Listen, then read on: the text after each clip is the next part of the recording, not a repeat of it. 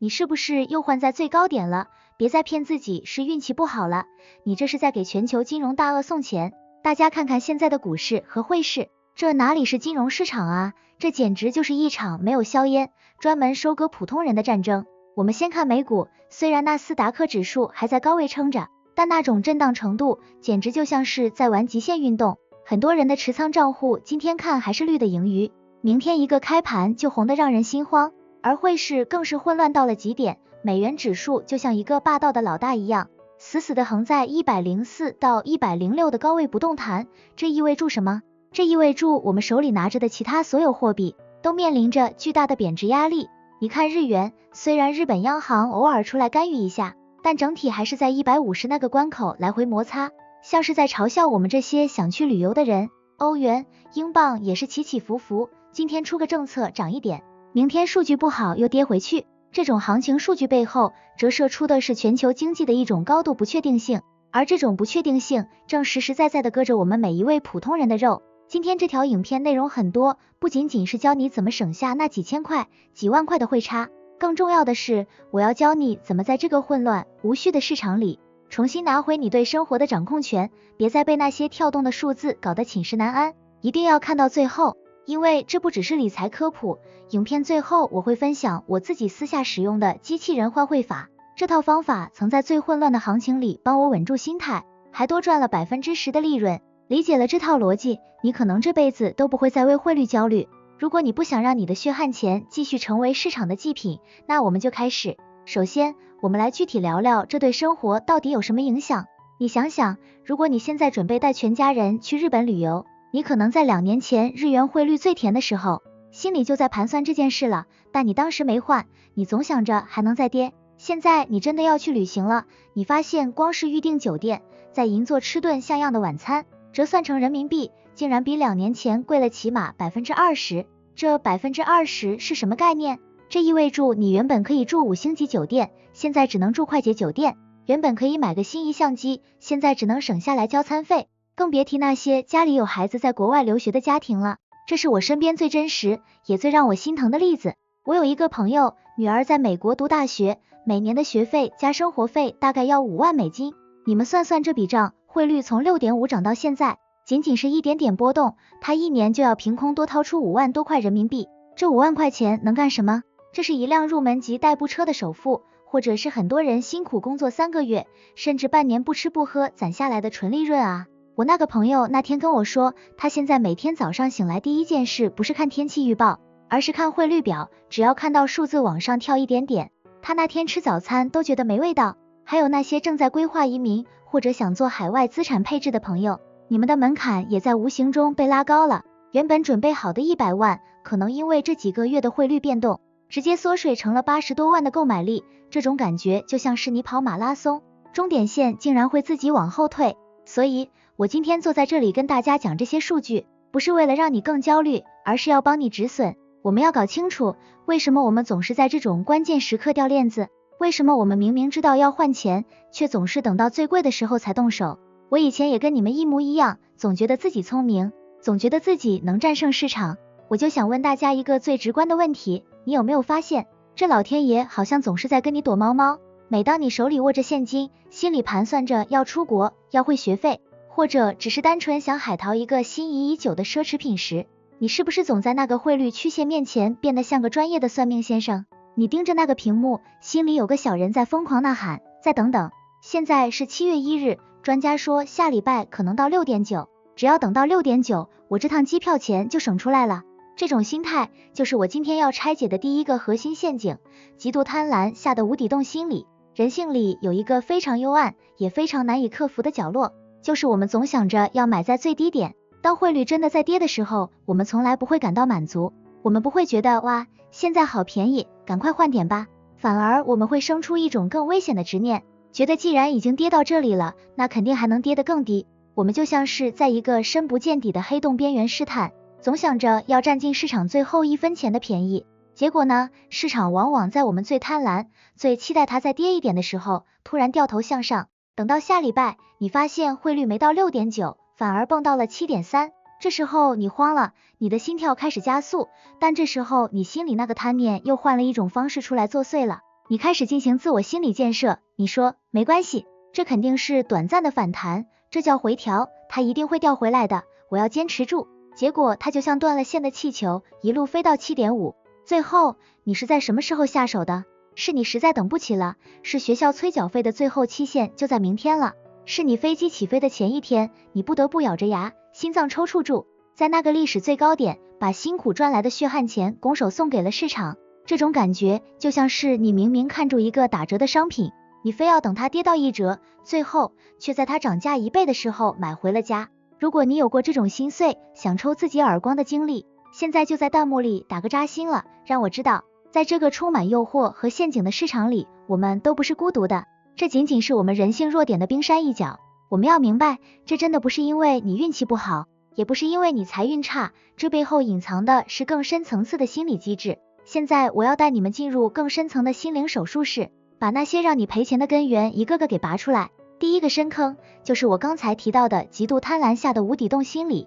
但我现在要讲的更深，这在心理学上叫锚定效应的变种。你们有没有发现，我们每个人的脑子里都有一个执念价格？举个例子，如果你去年打算换港币，那时候汇率是 0.9， 你当时觉得贵，没换，后来它跌到了 0.88， 你心里想，哇，既然能到 0.88， 那肯定能到 0.85 吧。这个 0.85 就是你给自己设定的锚。从那一刻起，无论市场发生什么天翻地覆的变化，无论美联储是加息还是减息，你眼里只剩下那个 0.85。这种贪婪最可怕的地方在于，它会让你失掉所有的大局观。你开始每天疯狂刷手机，1分钟看5次盘，只要它从 0.88 涨到 0.881， 你心里就想，切，庄家骗人的，肯定要跌。只要它跌到 0.879， 你就兴奋得像过年，觉得自己就是未来的股神， 0.85 指日可待。可是朋友们，你们想过没有，为了那区区 0.03， 你付出了每天焦虑的成本，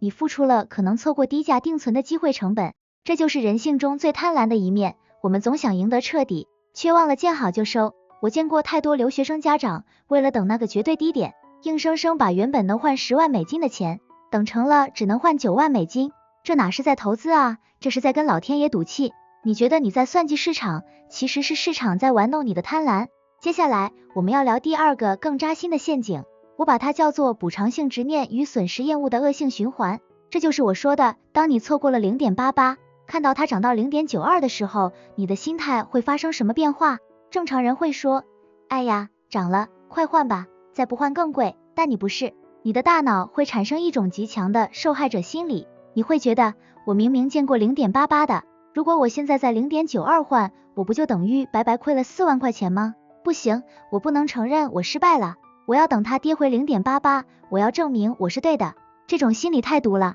它让你产生了一种幻觉，觉得只要你不换，那笔损失就不存在。这就像你买股票跌了 50%， 你不卖，你安慰自己说只要我不卖就不是亏，但换汇这件事你是要用的啊，你要交学费，你要买机票，你要移民搬家，时间是不等人的。我看过一个最惨的真实案例，我的一个客户想换日元去买房，当时 4.8 的时候他嫌贵，想等 4.5， 结果汇率一路狂飙到 5.2， 他每天在群里骂银行，骂专家，骂世界。他为什么骂？因为他心里过不去那个坎，他觉得如果他在 5.2 手，他就是这辈子最大的傻瓜。结果他一直等到 5.5， 最后房产中介告诉他，再不付钱房子就没了。他最后在 5.6 的位置把钱换了，这 0.8 的差价让他多付了几十万人民币。这就是损失厌恶给你的惩罚，你越是不想承认小的损失，老天爷就一定会送你一个巨大的亏损。你的贪婪让你想要完美的补偿，但现实只会给你无情的巴掌。第三个陷阱是足以吞噬所有小白的从众癫狂与集体性 FOMO 错失焦虑。这个场景你们一定熟悉，当汇率平平淡淡的时候，没人理你，你也想不起要换钱，但只要某一天新闻头条开始刷屏某某币暴涨，某某币创10年新高，或者是你朋友圈那个平时只会晒猫的同事都开始转发现在换美元是最保险的，你心里那个火苗就腾的一下烧起来了。这时候你的贪婪发生了变异，它变成了一种怕被别人落下的恐惧。你会想，坏了，老张换了，老李也换了，如果我不换，我的资产是不是就要归零了？我是不是这个圈子里最笨的人？于是在最热闹最拥挤也就是价格最贵的那一天，你冲进了银行或者点开了 App，在那个人声鼎沸的顶峰完成了你的操作。这就是人性最悲哀的地方，我们在该冷静的时候贪婪，在该贪婪的时候却在跟风恐惧。市场上的大户最喜欢什么人？最喜欢的就是这种最后一刻才冲进来的人，因为没有你们在最高点接盘，他们怎么在高位套现呢？你们以为自己是在避险，其实你们是在给别人的贪婪买单。你想想看，如果你是为了旅游，为了生活，你为什么非要在那个人挤人的时候去凑热闹？难道汇率平稳的那半年你都失忆了吗？不，你没失忆，只是那时候没有刺激感。人性就是这样，不见棺材不落泪，不到高位不换钱。讲到这儿，我真的想问问大家，你们累不累？每天盯着那些跳动的不属于你的数字，心跳跟住曲线走，值得吗？我们这么努力赚钱，难道是为了成为数字的奴隶吗？我猜现在弹幕里肯定有人在说，那你说这么多，到底怎么办？难道就看住钱缩水吗？别急，接下来这部分我要把话说得更透，我要教你们怎么利用这恶心的人性，反过来为自己赚钱。这不是什么虚头巴脑的理论，而是我这几年看透了市场起伏后总结出来的傻瓜生存法。好了，刚才我们把人性中那些阴暗的、贪婪的、让我们赔钱的心理陷阱聊得这么透，我知道你们现在心里肯定在打鼓，甚至有人想说，老兄，你把我说的都不敢换钱了，那我到底该怎么办？难道就眼睁睁看着汇率在那里跳，我什么都不做吗？别急，接下来这段内容是我今天最想告诉你们的，这是我这几年在金融圈摸爬滚打，看过无数大佬起落，也自己踩过无数坑之后总结出来的一套普通人逆袭方案。这部分建议你们多听2遍，甚至可以录音，因为这关乎到你未来几年能不能把之前亏的钱反向收割回来。我们首先要建立一个核心逻辑，如果你想赚钱，你就要做那个没有感情的机器人。既然我们知道人性是贪婪的，会想买在最低点，那我们的应对方案就是承认自己抓不住最低点。我要教大家的第一招，也是最有效的一招，叫分期平均建仓法。听起来很专业，其实大白话就是不要一次梭哈，要细水长流。举个生活中的例子，如果你知道明年你孩子要去留学，需要10万美金，大多数家长会天天盯着盘，想等一个大跌，然后一次性换完。这种人90%都会死在我们刚才说的陷阱里。聪明的做法是什么？从现在开始，每个月固定的日子，比如每个月发工资的那一天，不管汇率是 7.1 还是 7.3， 你雷打不动的换8000美金。这招妙在哪里？妙在它完全杀死了你的贪婪和恐惧。汇率跌了，你换到的钱变多了，你开心；汇率涨了，你之前换的那部分钱升值了，你也不亏。1年下来，你的换汇成本一定是这1年的平均价。虽然你没买在最低点，但你绝对避开了最高点。更重要的是，你赢回了什么？你赢回了365天的睡眠。你不再需要每天早上醒来第一件事就是刷手机，你不再需要为了那几分钱的波动跟家人生气。这才是真正的理财，理的不是财，是你的生活。接下来我要讲讲大家最期待的赚钱机会。现在的行情数据大家也看到了，美元处于高息时代，而有些货币却在低谷徘徊，这里面藏着一个小白也能操作的机会，叫利差与汇差的双重收割。大家想想看，如果你现在手里有闲钱，你与其看住它在活期账户里每年给你那0点几的利息被通货膨胀吃掉，你为什么不学大资本的做法？当某种强势货币，比如美元，现在的定存利息能给到 4% 甚至 5% 的时候，如果你能在汇率相对平稳或者稍微回调的时候分批买入，存一个定期，你看你赚的是2份钱，一份是稳稳的雷打不动的利息，这是时间给你的奖励，另一份是未来汇率波动可能带来的溢价。这就是为什么有钱人越来越有钱，因为他们在大家恐慌，大家为了旅游那几块钱汇率计较的时候，他们在布局现金流。我身边有个小白，去年听了我的建议，没去瞎炒股，就是分批换了点高息外币存住。今年他算了一笔账，利息加汇差，他在完全没操心的情况下赚了整整 12%。12%啊，朋友们，这在现在这个年头，比大多数人折腾半天基金、股票回报都要高。这就是我说的逆向思维。当大众在为支出焦虑时，你要为资产布局。我知道这时候肯定有人想问，那具体现在该换哪种货币？现在是高位还是低位？这就是我想跟你们互动的地方。你们每个人面对的情况都不一样，有人是要留学，有人是要旅游，有人是纯投资。如果你想知道针对你个人情况的分析，如果你想学会怎么看那些简单的趋势图，不被新闻联播牵着鼻子走，请现在就在评论区留言，告诉我你的具体需求，或者是打出我想学3个字。如果这条视频点赞过万，留言够多，我承诺专门开一场1个半小时的直播，手把手教大家怎么看盘，怎么选那些年化5%以上的稳健产品，把这套反向收割的逻辑教给你，让大家都能在2026年打个翻身仗。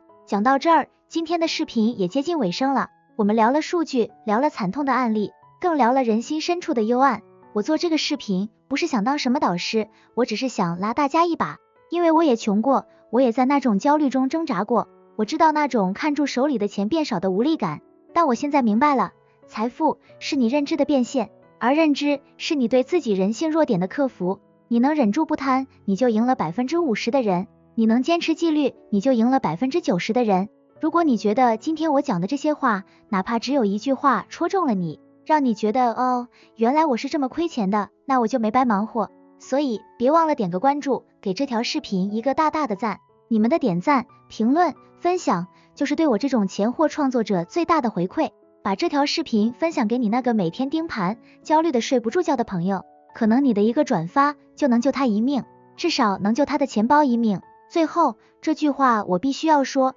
请大家一定要听进去。我所说的所有行情分析、案例分享以及所谓的赚钱机会，全部都是我个人的心得和意见，这绝对不是投资建议，更没有绝对的胜率。金融市场是瞬息万变的，世界局势复杂的超乎想象，投资是有风险的，换汇是有成本的，每一分钱都是你辛苦赚来的，所以你在做任何决定之前，一定要自己去评估、去判断、去承担。我不是神，我只是比你们多踩了几个坑的普通人。请记住，投资有风险，入市需谨慎，风险一定要自己评估，对自己的钱袋子负责。好了，感谢大家陪我聊了这么久，希望下次我们再见面时，你已经不再是那个被汇率牵着走的大冤种，而是成了一个能平静面对波动、优雅管理财富的智者。这里是赚钱角度，我们下期视频不见不散，拜拜。